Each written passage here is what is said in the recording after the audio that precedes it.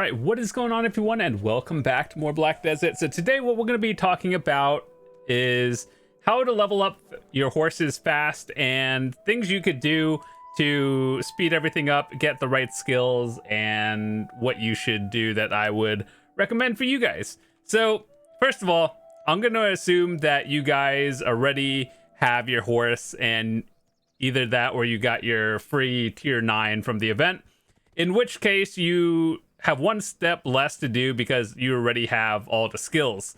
So assuming you were going for another dream horse to make a tier 10 in the future, this might be a little bit helpful for you. And as a person who has made every single dream horse a tier 10 and a lot of other things over time, whether it's like multiple unicorns, I have a doom horse and stuff, I thought these tips might help you. So first of all, let's talk about different XP buffs to level up your horse fast, because it's very helpful to use them. So first of all, let's talk about how these buffs work. There's two different things. We have training XP and then mount XP.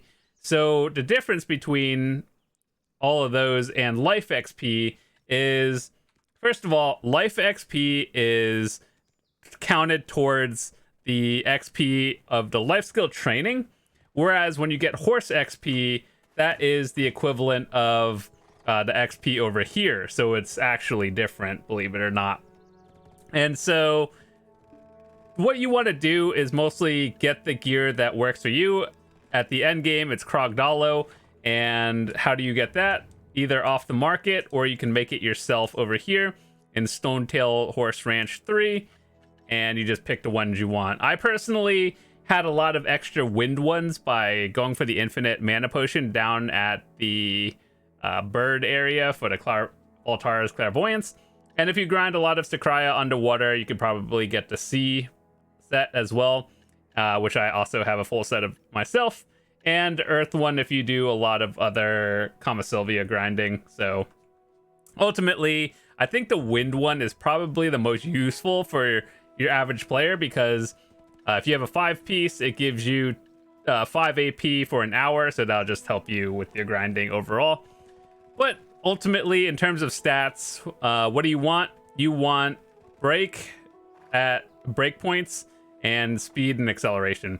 So one thing to talk about is, unlike the other stats, breaks go by 10% soft caps. Like, for example, if you are at 150.0 versus 150.1, I believe that's how it works, it's actually two different brackets, and it's hidden. It's kind of dumb, but that's the way it is. And so it goes by like the 0.1s for break, and then everything else is just you get what you get.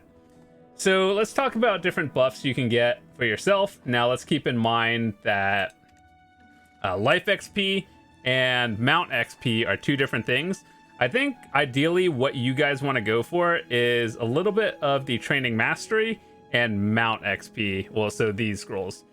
So you're probably going to have a lot of these auras if you don't do a lot of horse training. These are like 1 hour, 10 hour, and the super cracked ones that they just give through events that I don't actually use as much. So what should you get before starting off your journey of leveling up your horse? So getting life skill XP is not bad, but it's not the one that you want the highest on priority. But leveling up your training is also really good because, well, you can read the tooltip that you get more skills, or you have a higher chance to get your skills. And then when you look at the mastery for training, like it helps you get more mount XP over time. So the higher is always better. But things you should look out for when you are going for horse thingies, and what buffs should you get. So things you can buy off the market are, let me see, where is it? These thingies, celerity drafts. And the reason why you want these is, chances are if you are horse training, it's mostly going to be AFK activity running in lines over and over. So the ones you're going to want are, I guess, either the 3-hour or I think this is 5-hour one. And it ultimately depends. How long are you going to be AFK for? So It doesn't matter. These are kind of cheap, the 3-hour ones, and then you just get XP. And then if you have some of these from the events, I believe you can actually buy them off the market as well. Yeah, the celerity drafts, these are kind of expensive, but they are also 5 hours to give more Mount XP. And then these two are just different, the same things, but different timers. So 3 hours, 6 hours, pick the one you need.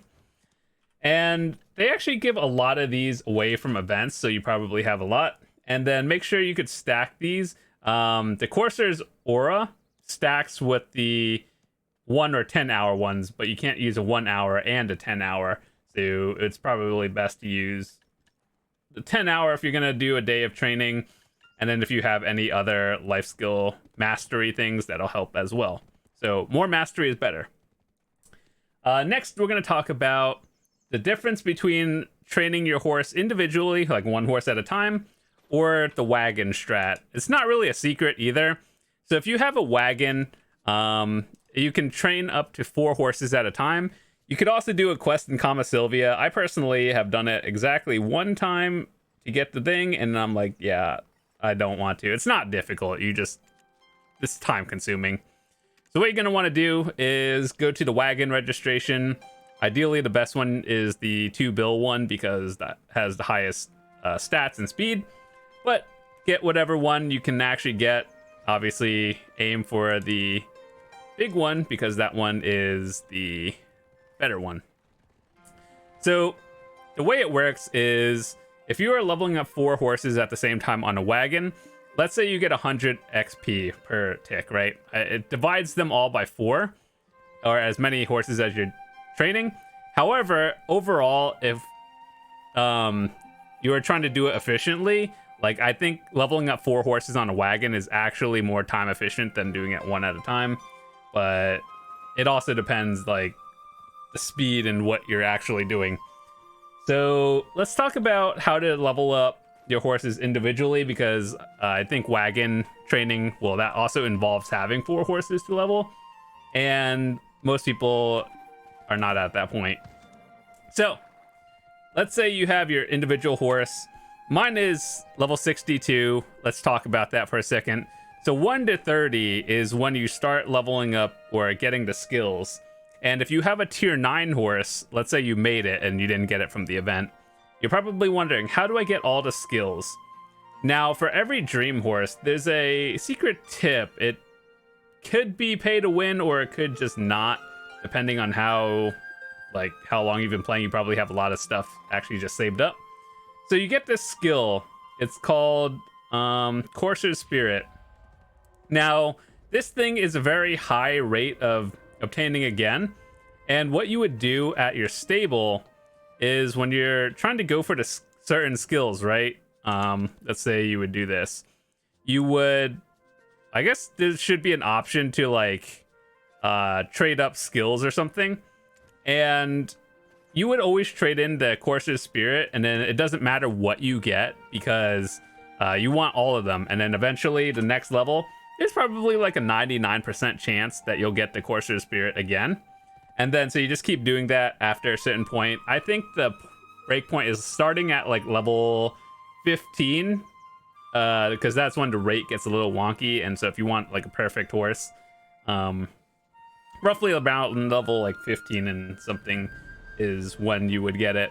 So ideally you want most of the skills. If you don't get caution, that's not a big deal. And yeah, so if you're going for a tier 8, it works a little bit differently, like a tier 8 Courser, because it doesn't have this ability. So if you get a Courser, consider yourself lucky. If you don't, it's fine. Just sell it and then start over. Okay, but anyway, let's talk about how to go autopathing and how it works. So in my opinion, there are 2 different ways of doing it. I actually see a lot of people autopathing in towns and near towns, but they also, like, when they're AFK, sometimes the wagon gets stuck and they're just running into a wall. So the way it works is your horse gets XP based on distance traveled. So that means if you're running and you got stuck on a wall and you're not actually going anywhere, you're not getting XP from it. So my opinion is if you're going through towns, just make sure to set it on an autopath and then watch it for the first like few cycles just to make sure it works just fine, and then go AFK, because I've seen people just get hard stuck. So the best thing to do is generally trying to find a straight route down and make sure that it works. So what worked for me, and you know how like some people just, if you're AFK, you want to be just away from other people so they don't like knock you off your horse while you're AFK. So what I usually like to do is start from somewhere down here around the Olvia area, and then go autopath myself all the way to Portaferia and like down here, and then set an auto loop, because like realistically people aren't there most of the time, so that means it's really safe. But for the sake of demonstration, I'm going to show you how it works. So let's say we're over here. This looks like a more or less straight path, right? So let's say you're setting it over here. Once you set an autopath, there's going to be a button for a favorite and loop. And you're going to hit the loop button, and then your autopath is going to turn green and a solid line. And that's how you know that it works just fine. So when you set it to autopath, you'll see a green marker instead of a blue one. And that means like once it hits the end of the cycle over here, it's going to turn and do that. So just make sure like when you set an autopath, look at the end of it, so you know how it does a little square U-turn. Just make sure that doesn't do anything weird, so like watch it. And things that I could give you as a tip is always get a monos riding, or just a riding crop in general. Whether that's monos or not, it doesn't matter. So like these are the kinds of things where I've seen people set and it just like does some wonky turn. You might get stuck on a rock. That's exactly why I say watch it first. But a monos riding crop, or it doesn't have to be monos, I think just any riding crop. So if you look at the stats on here, max horse speed 20%, auto run speed 50%. So you know how I talked about distance equals XP. When it's going faster through your loop, that means you're doing it faster. Wagon speed. So basically a riding crop, it doesn't have to be monos. That's all that matters. And I don't think the stats of the monos or riding crop matters, so let's look at it. You actually crap. Riding crop. So I don't think it matters, like if you just look at it. Well, actually it does. So like the monos one is the best one to get, but when I say it doesn't matter in terms of stats, it doesn't matter if it's a base one or a pen one. The difference would be just the amount of mastery you get. And when you get obviously more mastery, that means your horse is going to level up faster. You're gonna get more XP just because of how training mastery works. And of course, you know, you should be in life skill gear as well, but for the sake of demonstration, I'm not. So what I would do is get some artifacts for, what is it? Either mastery or XP for life. And I think there's a riding or Mount XP one as well. And then if you want, you could use a Khan's Heart. I think I would honestly recommend a Khan's Heart most of the time, just because like it's just a permanent mastery, whereas the other life stones, I would not really recommend a Stella Stone on AFK training, because I mean it does give you 100 mastery, but at the same time these are not rechargeable. So I think 100 mastery can actually be used for more profit, like let's say if you're gathering versus AFK training. So I think that Stella Stone should be used on something for more profit, in my opinion. So AFK training, that's not it. But other buffs I can recommend, just know that life XP and mount training XP are not the same thing. Other things you can get are mono training. Oh yeah, I mean you could use elixirs as well. I guess I would recommend doing that if you wanted to, but what you would have to do is have continuous care on your fairy to have it auto pop while you're AFK for like 10 hours, and then training crystals are always nice as well. Monos, I'm just going with monos, but it doesn't actually matter. Like obviously monos is the best in slot 1, and then ideally you want to get as high as you can up to pen. it's hard for me to recommend pen if you are not like at really end game and you don't have disposable income in this game.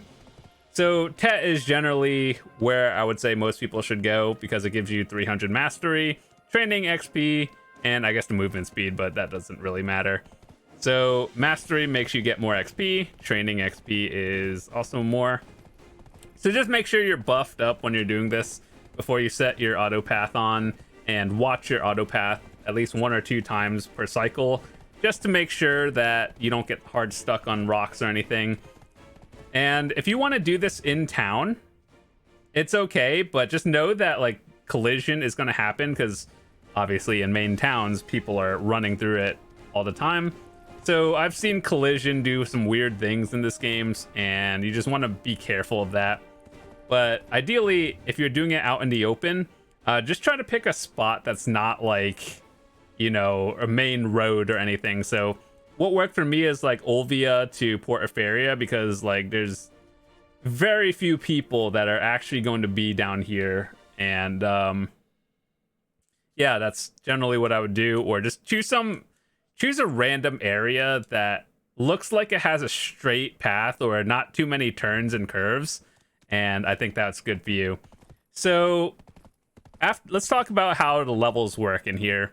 So from 1 to 30 is when you get all your stats.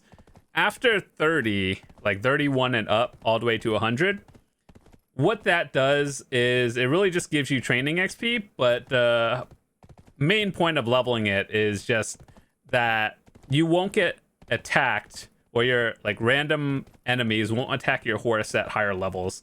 So my understanding of how this works is, let's say your horse is level 55, right? So let's take these Soldier's Grave enemies over here to level 52. If your horse is higher than the level of the enemies in the area, it just won't, like, you could park it in the middle of a grind spot and they won't attack your horse. I think that's my understanding of how it works.